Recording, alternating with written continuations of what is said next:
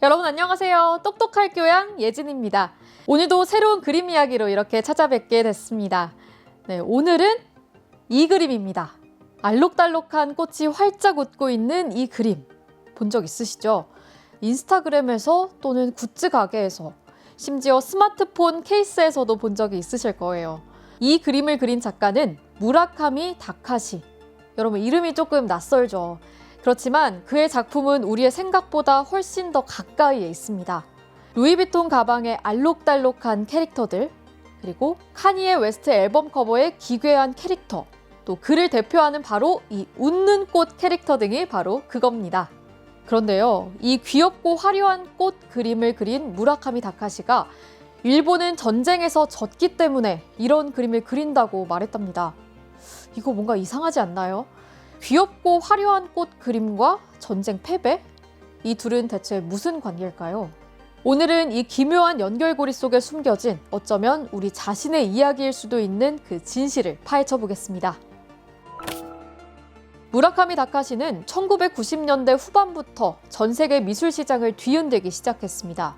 그가 유명해진 이유는 단순히 그림을 잘 그려서가 아닌데요. 그는 하나의 개념을 창조했고 그 개념이 전 세계 예술과 문화를 뒤흔들었습니다. 그건 바로 슈퍼플랫, 슈퍼플랫. 단어 자체는 간단하죠. 엄청 평평하다는 뜻이죠. 무라카미는 이 단어로 세 가지 측면을 이야기합니다. 첫 번째, 시각적 평면성. 그의 그림을 보면 깊이가 없어요. 일반적으로 서양 미술은 르네상스 시대부터 원근법을 통해 그림의 깊이, 즉 입체감을 부여하는 것을 중요하게 여겼는데요. 현실을 실제처럼 재현하는 것이 서양 미술의 오랜 목표였습니다. 하지만 무라카미는 일본의 전통 회화나 만화, 애니메이션은 서양처럼 입체감을 표현하기보다는 평면적인 화면 구성을 선호해왔다고 말합니다. 마치 캐릭터들이 화면 앞쪽으로 튀어나올 듯 배경과 주제의 경계가 모호하고 깊이감이 없는 평평한 이미지들이 떠오르죠.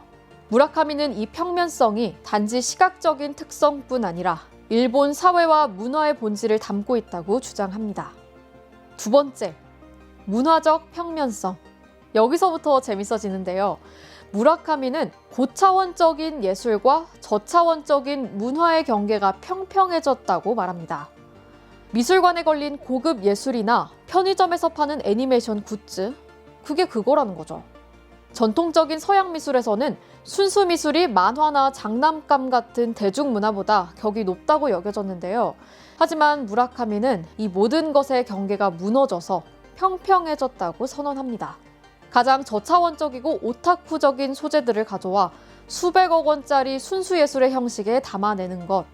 이것이 바로 슈퍼플랫입니다. 가장 하찮게 여겨지던 문화가 가장 고상하게 여겨지는 예술의 영역으로 수평 이동한 것이죠. 세 번째, 역사적 정신적 평면성입니다. 자, 여기서 그 전쟁 이야기가 나오는데요. 1945년 8월, 일본은 히로시마와 나가사키의 원자폭탄을 맞고 항복합니다. 무라카미는 바로 이 지점을 파고드는데요. 그는 일본은 미국에게 두 가지 원폭을 맞았다고 말합니다. 하나는 진짜 원자폭탄이고 또 하나는 문화적 원폭이라는 거죠. 미국은 패전국 일본을 재건하면서 전쟁의 기억을 지우고 싶어 했습니다. 그래서 일본 문화 전체를 귀엽고 무해한 것으로 바꿔버리기 시작했죠.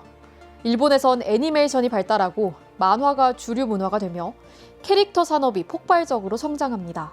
전후 일본 아이들은 무거운 역사의식 대신 거대 로봇과 귀여운 캐릭터를 보면서 자랐어요. 무거운 역사의식은 사라지고 그 자리를 형형색색의 판타지가 채웠습니다. 무라카미는 바로 그 세대입니다. 그는 우리는 역사의 깊이를 잃어버렸다고 말하는데요. 일본 문화는 평평해졌습니다. 어쩌면 깊이가 없어졌다고 할 수 있죠. 과거도 없고 미래에 대한 진지한 고민도 없는 그저 현재의 감각적인 즐거움만 남은 문화. 그래서 그의 꽃은 웃고 있지만 어딘가 공허해 보입니다. 너무 밝고 너무 화려하고 너무 완벽하게 행복해 보여요. 마치 실제로 진짜 감정은 없는 것처럼요. 이 웃는 꽃은 사실 알고 보면 슬픔과 공포를 숨기기 위해 강제로 미소 짓는 일본 전후 세대의 정신적 평면성을 상징하는 섬뜩한 초상이었던 겁니다. 그런데 이게 왜 전 세계적으로 먹혔을까요? 바로 여기에서 무라카미의 천재성이 드러납니다. 그는 이것이 비단 일본만의 이야기가 아니라고 생각했는데요. 2000년대 이후 전 세계가 비슷한 방향으로 가고 있었습니다. 소셜미디어가 폭발하고 모든 것이 이미지로 소비되기 시작했죠. 우리는 깊이 있는 텍스트보다 한 장의 사진에, 긴 영화보다 15초짜리 영상에 민감하게 반응하게 됐습니다. 복잡한 현실보다는 단순하고 자극적인 콘텐츠를 원하게 됐고요. 우리 모두의 삶이 슈퍼플랫해진 겁니다. 무라카미는 일본 전후사를 이야기하는 척 하면서 사실은 우리 모두의 현재를 이야기하고 싶었던 겁니다. 그의 웃는 꽃을 다시 한번 볼까요? 우리가 SNS에 올리는 사진들과 조금 닮았다고 느껴지지 않으신가요?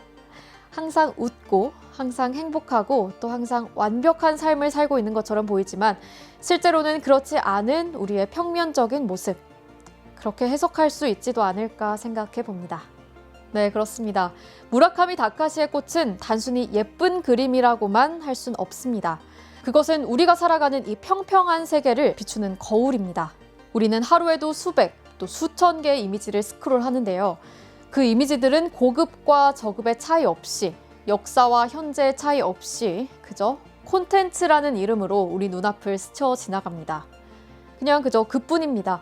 그리고 알고리즘은 우리가 좋아할 만한 비슷비슷한 것들로 우리의 세계를 점점 더 평평하게 만들어가며 지배해 나가고 있죠. 우리의 상상력은 점점 퇴화하고 우리가 만들어내는 많은 것들이 점점 비슷해져가는 이유도 여기에 있을지 모릅니다. 다음번에 무라카미 다카시의 꽃 그림을 혹시 보게 된다면 한 번쯤 이런 생각을 해보는 건 어떨까 합니다. 이 평평한 세계 속에서 나는 어떤 깊이와 색깔로 빛나야 하는 걸까?